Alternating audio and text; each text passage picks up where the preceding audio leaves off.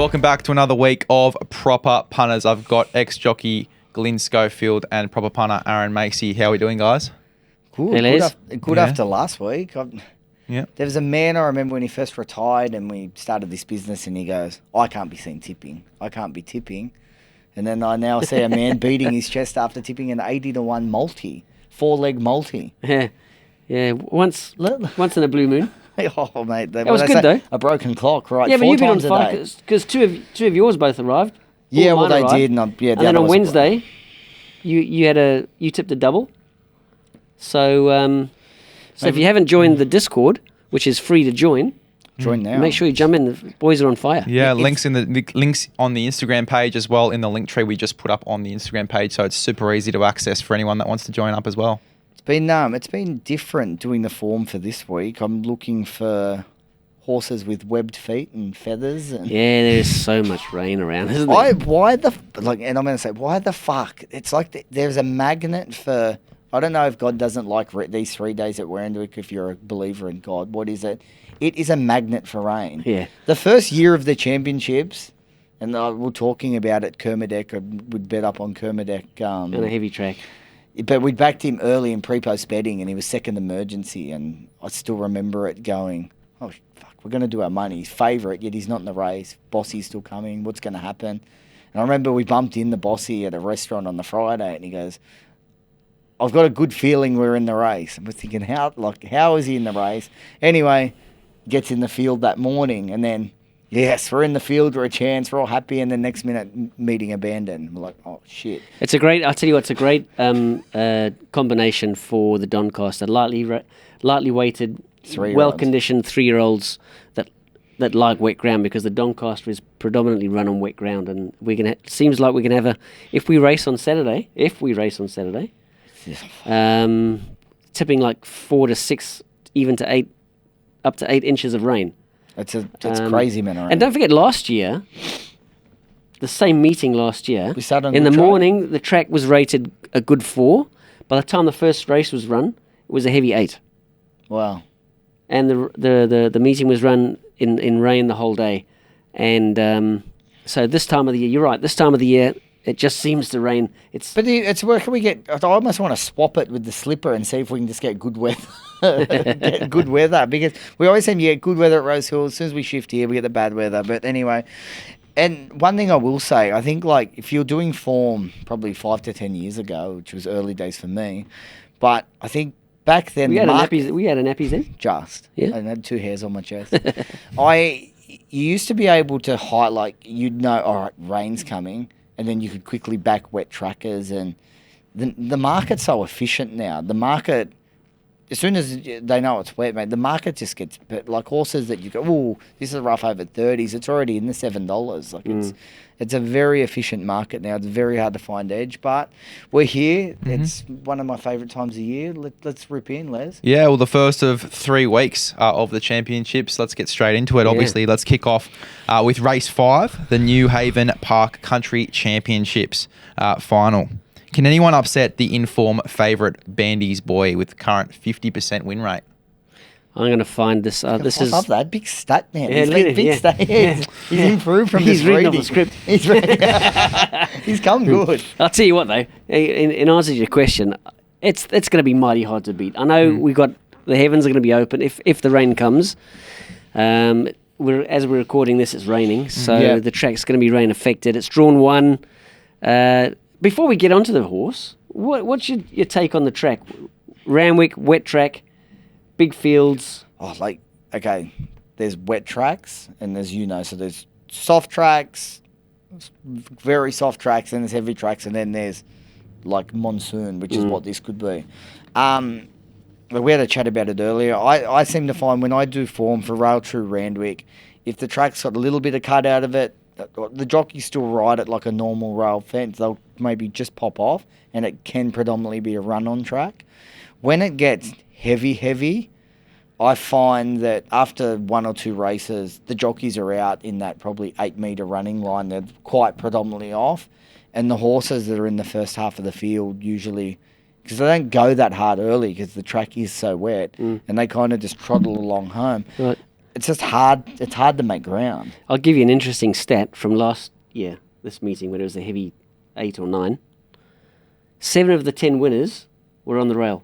But on the fence, in the run. But on actual... Well, on the inside of the field. Yeah. Okay, so obviously they started off on the fence. And were they in the front half or the back half? So 2 of the 10 winners were in the front first 2.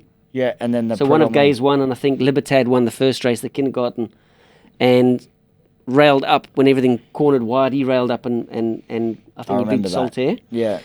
And 8 of the 10 winners were midfield or worse on the rail. Yeah, wow. But see, that's a day where it does start from good, and it did deteriorate, and it did get wet. Where this, they're going to be coming on to anyhow. So just bear in mind, the rail was really, the inside barriers were really important last year. The one horse that bucked the trend was I Wish I Win, who won the TJ from the widest barrier. He went back to last, circled the field, and just went bang and beat the Everest winner Giga Kick. I think this track could be a lot wetter than what it was last year. Yeah, it seems that way. And as you know, like we're talking about from a riding point of view, when tracks do become very chopped up and wet, when you are back in the field, how hard is it when you got the mud kicking back in your face?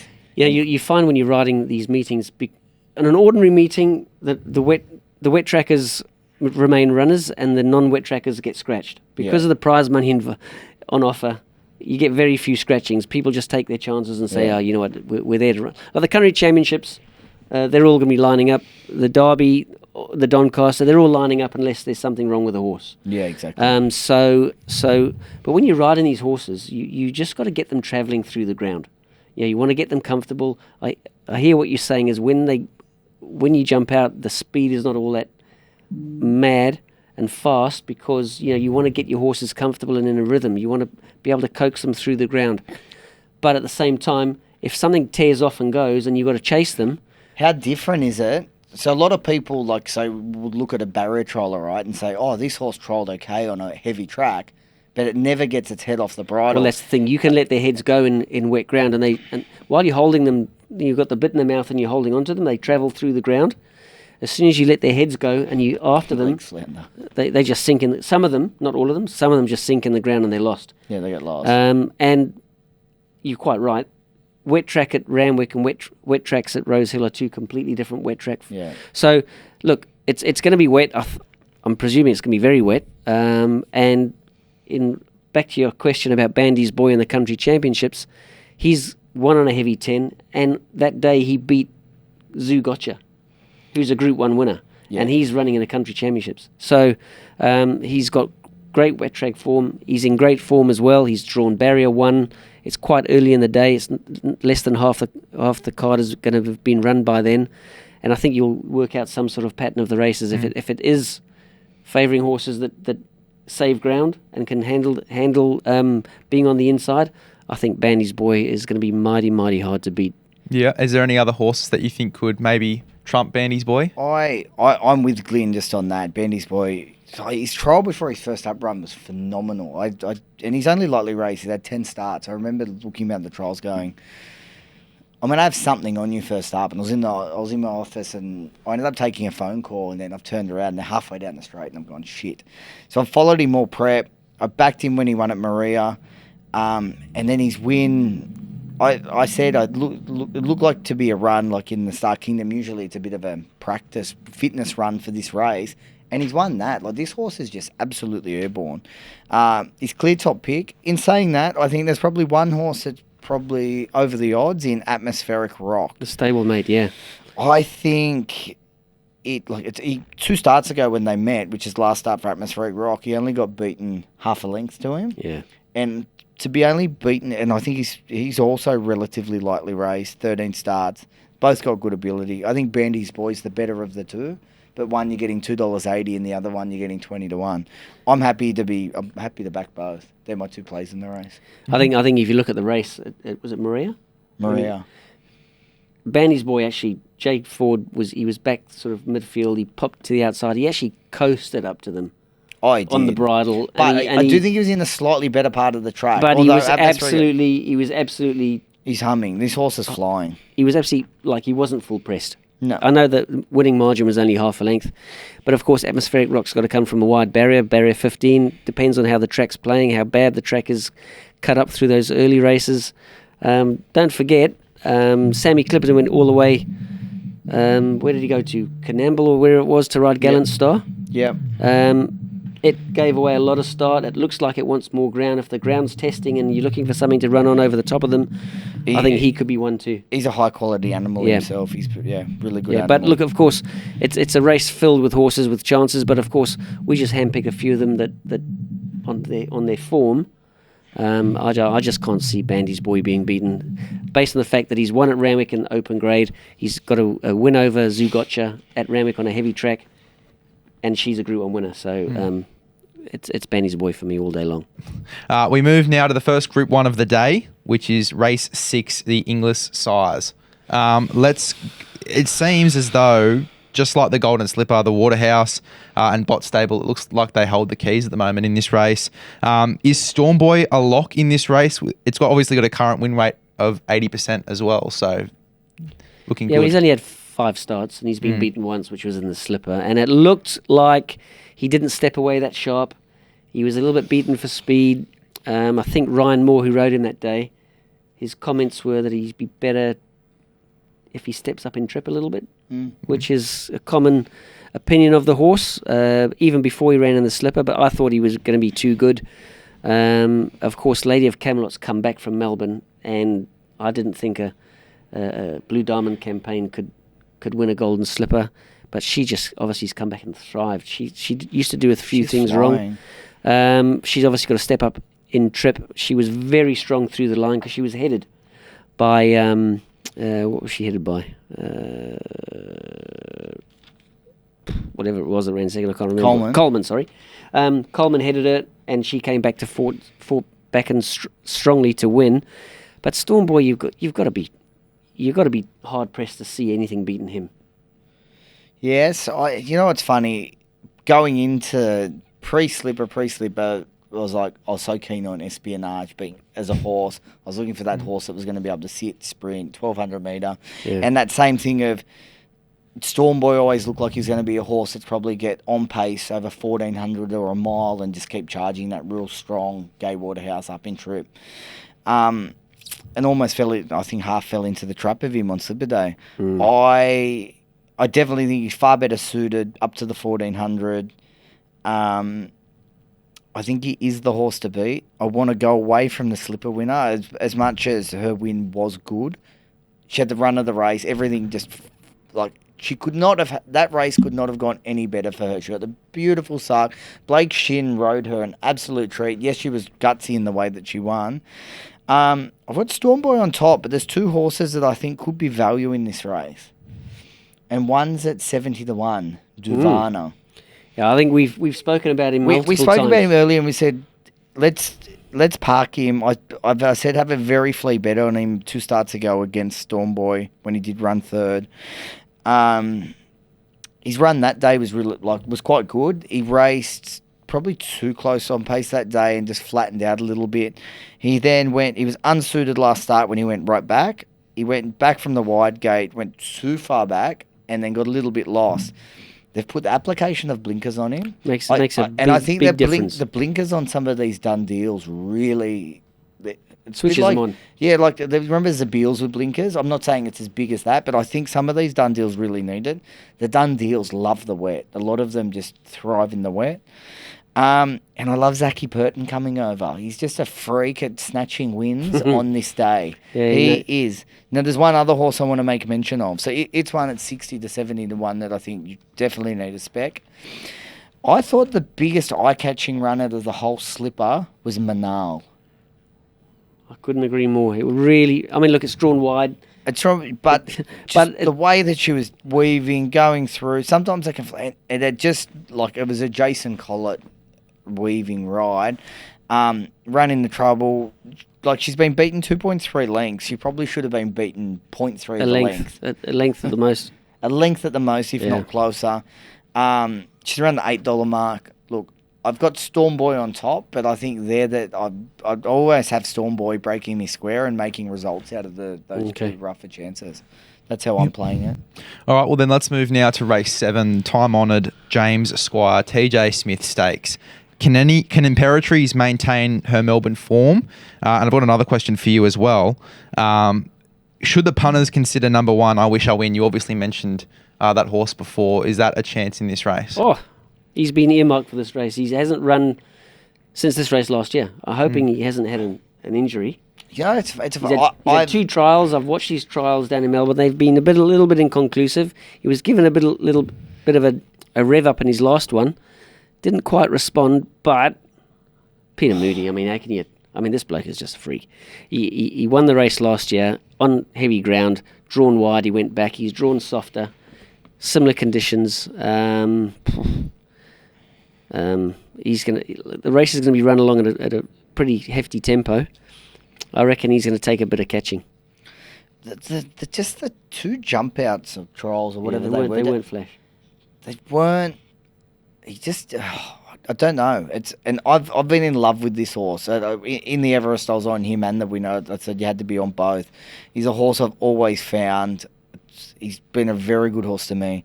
Just those 2 trials. But look, he's performed well on the heavy. He's performed well at Randwick.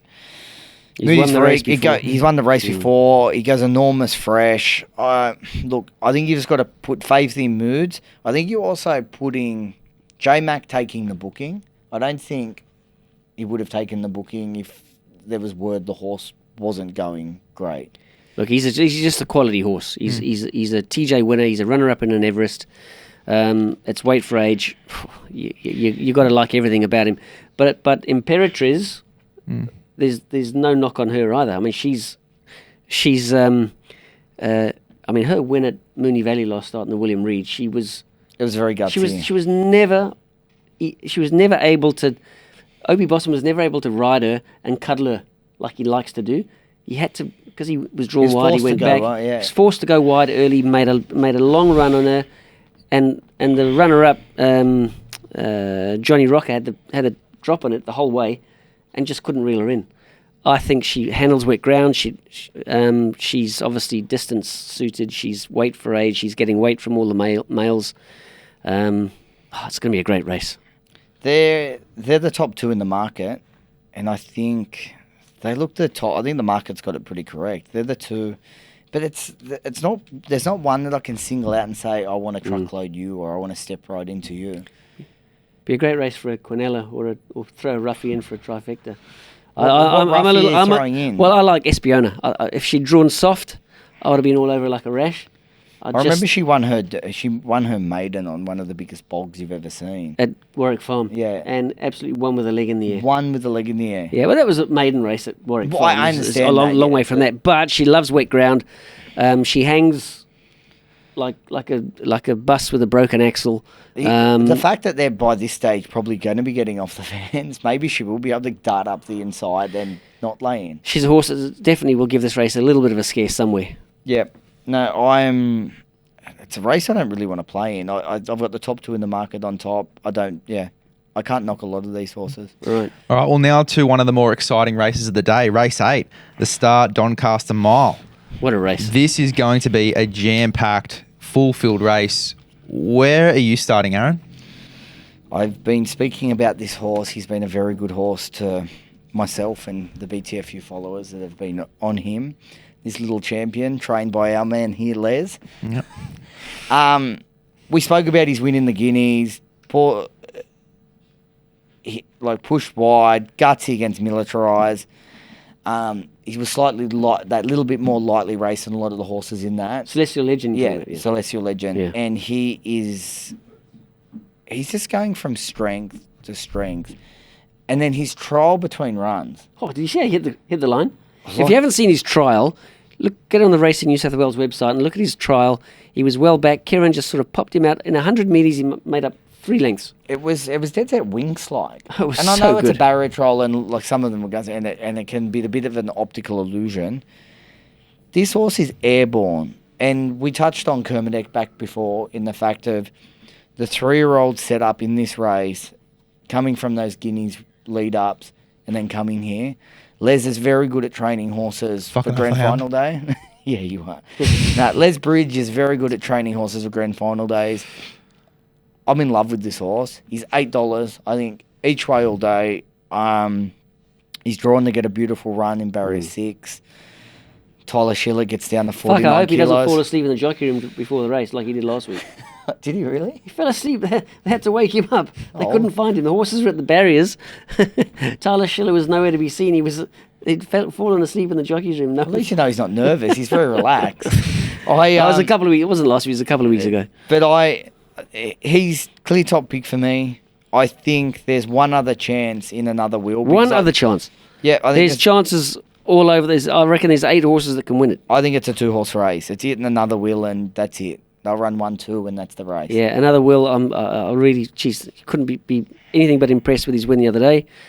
Barrier 21 makes it tough. If it's an on-pace race, he's going to jump. He makes his own luck. He rolls forward. I mean, Kieran Maher's got 6 runners in the race. I mean, what did he do about Southport Tycoon? He won the Guineas. He's beaten V8. He's beaten Riff Rocket. They've both come out to win Group 1s on the back of that. Incredible His form. form is unbelievable. He's got a lightweight. He's a 3-year-old with a lightweight as well. He's so super well performed. And then, of course, look, you've got this Japanese horse that won the Japanese on the the Golden heavy. Eagle. Yeah, but it won the Golden Eagle last year, and it won really well. Damien Lane jumps aboard and takes over from Joshy Parr, who won the race on it. And of course, Nugget won the race last year. The first time he hit a heavy track, he ran 3rd in this race last year. Yep. He hasn't won a race since then, and he's got the same weight as he did last year. So he's a horse with a chance. And then, of course, you've got Chris Waller, who's got a handful of runners.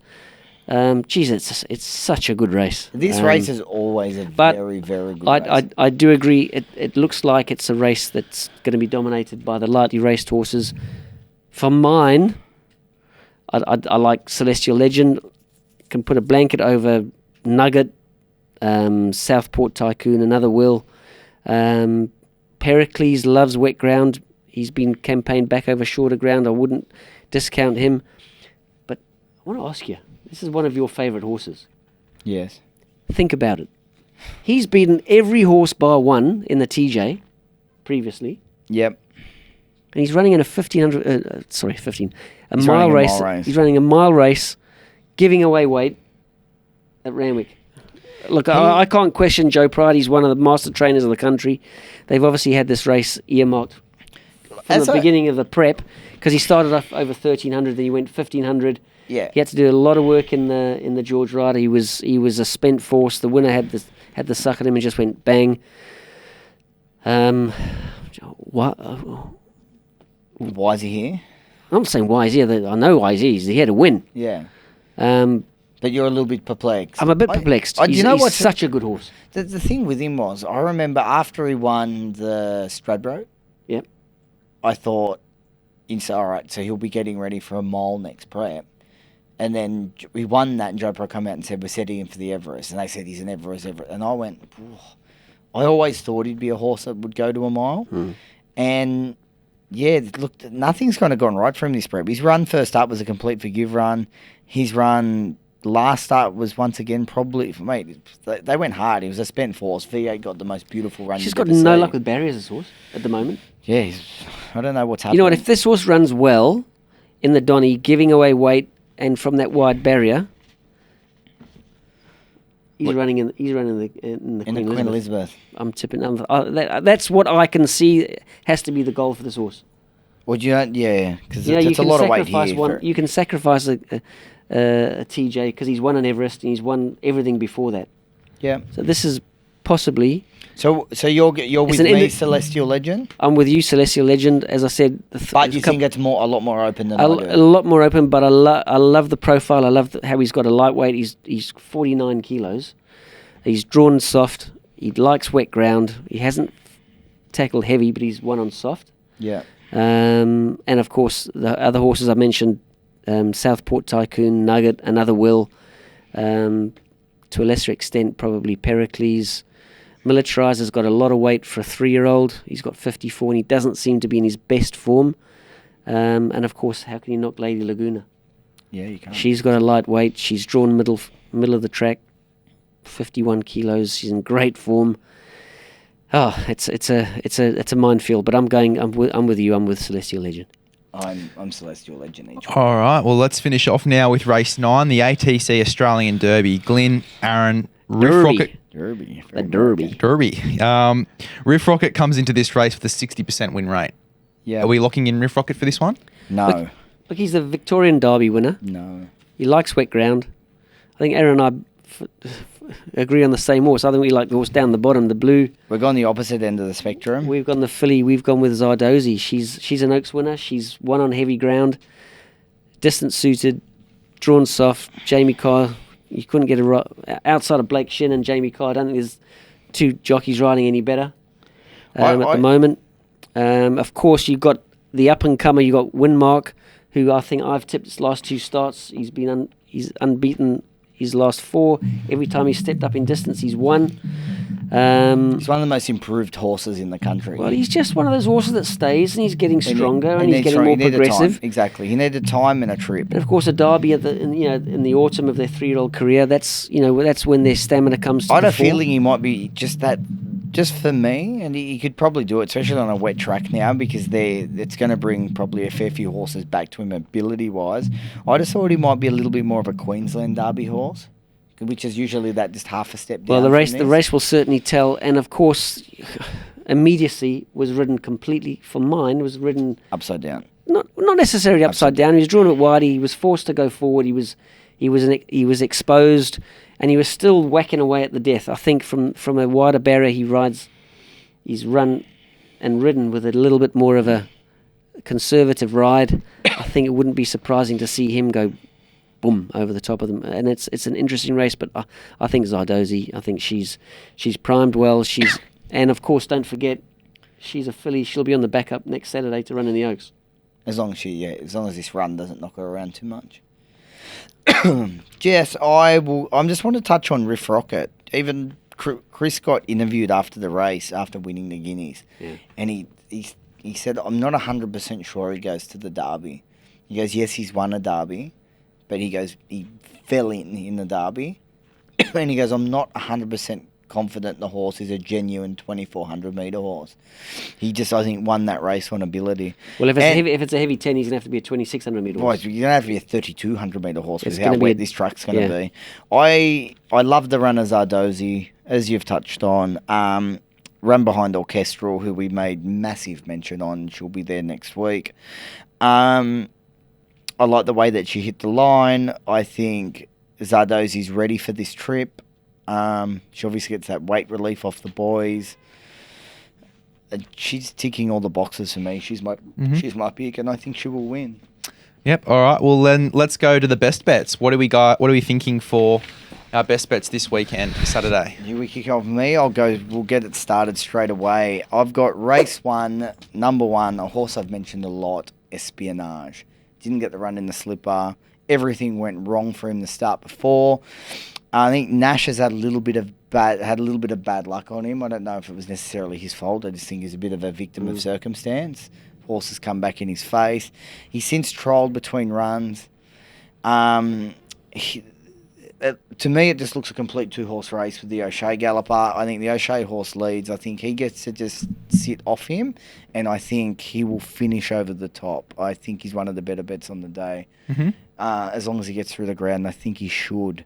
My next bet is Celestial Legend, as we've just mentioned, for all the reasons. I just think this horse is absolutely airborne. I like the 3-year-old setup in Doncasters. I love the trial between runs. I don't think there's a more improving horse than this young 3-year-old Celestial Legend. Next bet for me is also Zardozi, race 9, number 14 in the Derby. I think Riff Rocket is a risk on a really bog track. I think he just sees at 2,400 where I think she definitely wants it. I thought her win in the Oaks is super. Her run last start is super, and I think she's by far the horse to beat. And we're going to go to another little old flame of mine, race 10, number 1, Learning to Fly. They tried to I thought she was one of the better bets last start when they tried to stretch her out. Second up, 1,400. I have a feeling that she could just be a run-on sprinter, And I also think she could have potentially been a little bit flat second up. I think she comes back to a slightly weaker race here. I think she's back at her best. I think the track will suit her. I think she'll just win. Yep. Yeah, I hear what you say about learning to fly. I think she was definitely flat second up. Her first up run was so good. She had a year off. And then she stepped up to a trip she'd never been before. She's had a spell between runs. Not a spell, but she's had some time between runs now. She does look really well placed in the last. And, of course, you can ask me for now my... Yeah, well, I was just going to say as well that all of the prices will be up on the screen as Aaron reads out his best bet as well. Glyn, what was your best bet? Well, my best, I'm going race 5 in the Country Championships, number 1, Bandy's Boy. I just think the form he's got behind his name is superior to anything else that's coming out of these country races. And then, of course, going race 7, number 8, Imperatriz. I think she's looking mighty hard to beat. I think, obviously... coming to Randwick 1200, back to weight for age again, where she's taken all before her. And then, of course, I'm going race 8, number 19, Celestial Legend. In the Donny, I think he maps well, profiles well. He's got the right type of spunk about him. I just love the way he attacks the line. 3 wide in the Guineas at Randwick over a mile is never easy to do and win, which is what he did. And of course in the Derby race 9, number 14, I'm with Zardozi. Lovely. And obviously, guys, you can access all of those bets in the BTFU Hub. We put all these bets into one multi for you, one click away. BTFU Hub, make sure you go ahead and put these on. And you would have got both last week. I probably would have. Exactly. Let's go into our Saturday double selection. So how the Saturday double works, obviously, Aaron and Glyn will both pick a horse. Both of these we put into multis. If these horses finish in the top 2 for their race, then you win. So we'll start with you, Glyn, first this time. What are you thinking? Well, my best is Bandy's Boy in race 5, number 1. And Aaron? And I am going race 1, number 1, getting us off, hopefully with the winner, Espionage. Lovely. As I said, if those 2 horses for their races finish in the top 2, then you win that bet. All of those bets are in the BTFU Hub and they're one click away. If you haven't yet, download the CrossBet app because they're obviously doing great things with us and making it so easy for the punters to get wins. I'm going to go through my scrum. Obviously, if you watched the scrum, you would have seen my bet for the footy this weekend. I've got the Melbourne Storm to win. I've got the Roosters to win. I've got the Cowboys to win 13+. And I've got the Panthers and Manly game to be over that 40.5 market. Obviously, that's $9.52 on the CrossBet app on the BTFU Hub. So one click away. Make sure you get into that. Obviously, prices subject to change if you are putting these bets on as singles. Make sure to gamble responsibly. Lads, great to have you on for another week. Absolute pleasure, Les. Thank you. What are you prepared to lose today? Set a deposit limit. For free and confidential support, call the number on the screen or visit the website.